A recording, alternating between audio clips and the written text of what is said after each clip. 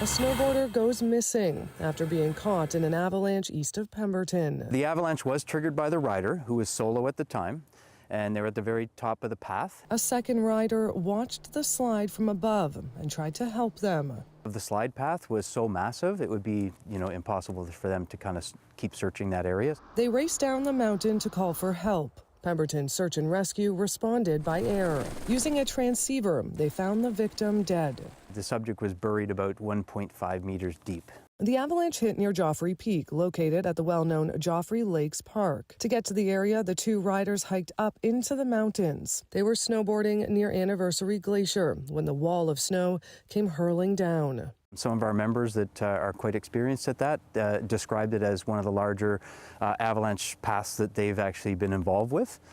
So it's certainly very significant at a size 3. This marks the third avalanche death here in BC in a week. Fresh snow has fallen on icy layers, creating concerning conditions. And there's been a high avalanche danger in the Sea to Sky region for days.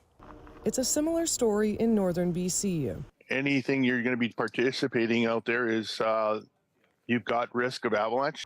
Avalanche Canada says all 3 people killed had the right safety equipment with them. Whenever you're going out into the backcountry, make sure that your trip plan and your terrain choices match the avalanche hazard and the conditions that are out there.